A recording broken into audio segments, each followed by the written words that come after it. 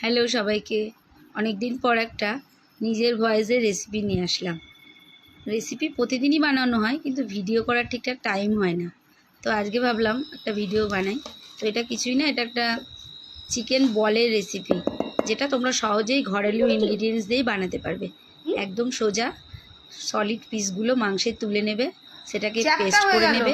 Paste করে নিয়ে ওর মধ্যে সব রকমের গুঁড়ো মশলা, জিরে, ধনে, গোলমরিচ, তারপরে তোমার আদা বাটা, রসুন বাটা, পেঁয়াজ কুচি, লঙ্কা কুচি, পরিমাণ মতো নুন আর লঙ্কার গুঁড়ো দিয়ে ওটা ম্যারিনেট করে নেবে। আর একটা পাত্রে একটা ডিম ফেটিয়ে নেবে, আর শুকনো কর্নফ্লাওয়ার নিয়ে নেবে, আর কিছুটা ব্রেড ক্রাম্ব রেডি করে নেবে। রেডি করে নেওয়ার পর 2 পিস স্লাইস পাউরুটিকে জলে ভিজিয়ে ওই মাংসের পেস্টের সাথে একবার পেস্ট করে নেবে। আর হাতের সাহায্যে ছোট ছোট বল করে ওই কর্নফ্লাওয়ারের কোডের মধ্যে কর্নফ্লাওয়ার দিয়ে কোট